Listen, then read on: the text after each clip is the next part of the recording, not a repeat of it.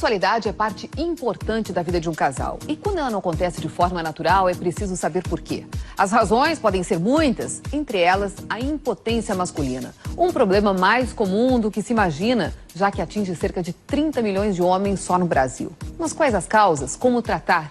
É sobre isso que nós queremos conversar hoje com o urologista Márcio Averbeck. Boa tarde, bem-vindo ao Jornal do Almoço. Cristina. Você pode participar ligando 8401-0394 ou mandando um tweet para @JRBSTV. Aí está a primeira pergunta. Olá, tudo bem? Eu quero saber por que idade ocorre mais a impotência masculina. Bom, a gente sabe que a impotência pode acontecer em qualquer idade, desde a adolescência até a idade mais, em homens mais velhos. É importante lembrar que acima de 40 anos, a frequência desse problema aumenta. A gente estima que cerca de 50% dos homens que tenham mais de 40 anos e que estejam num relacionamento estável possam se queixar de algum problema de disfunção erétil, seja ele de grau leve, moderado ou severo. Agora, episódios eventuais de impotência são normais, doutor, na vida de um homem? São normais, ainda mais frente ao estilo de vida atual, da correria, do estresse. Esses fatores podem sim influir na performance Quando sexual. buscar ajuda? Quando acontece mais de uma vez. É importante buscar ajuda porque, evidentemente, quando o paciente é mais jovem, pode ter algum problema psicológico associado. Mas a gente tem que investigar fatores de risco para o problema de ereção. E nesse aspecto é importante uma avaliação médica. Aí está a outra pergunta.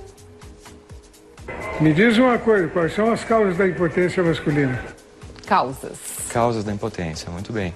A gente sabe que o estilo de vida com sedentarismo, a falta de prática de exercícios físicos, assim como pressão alta, diabetes, né?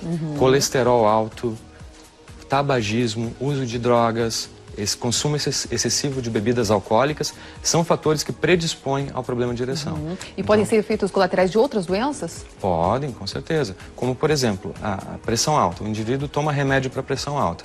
O próprio medicamento tem como efeito colateral, em determinadas circunstâncias, o problema da ereção.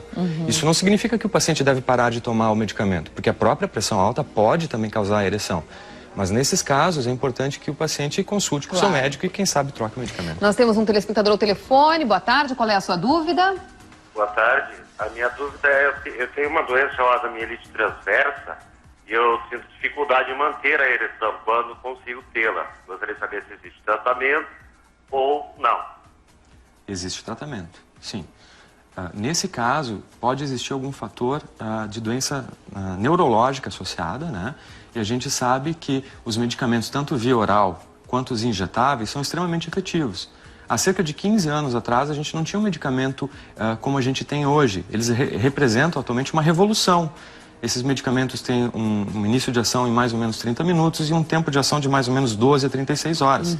A gente sabe que atualmente a gente tem, inclusive, comprimidos orodispersíveis, que são bastante discretos. As embalagens parecem de um chiclete, por exemplo. O paciente não precisa nem tomar água, coloca na boca e funciona literalmente como uma bala. No caso, então, o telespectador tem que buscar ajuda de um Buscar médico. ajuda, uma avaliação precisa, né? Tá certo. Aqui tem uma outra pergunta.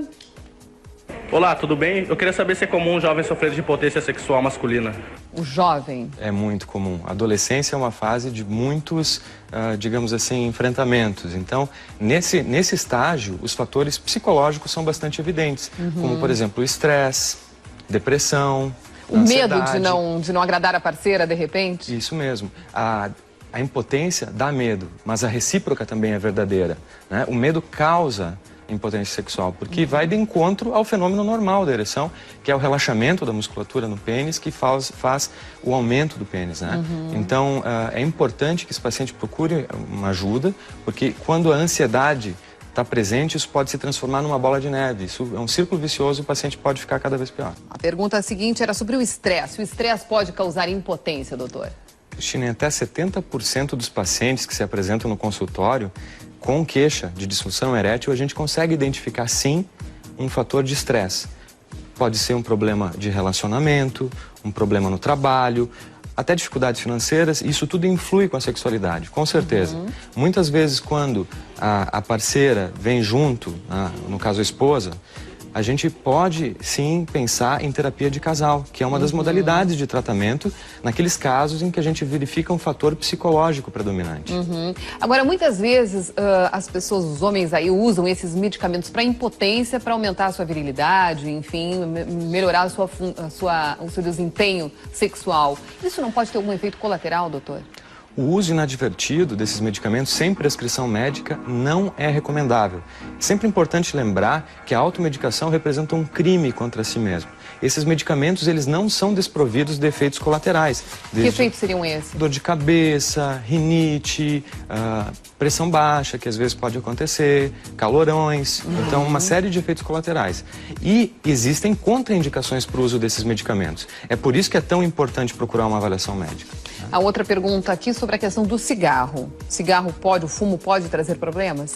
O fumo é sim um dos fatores que podem causar impotência sexual, independente de qualquer outra coisa.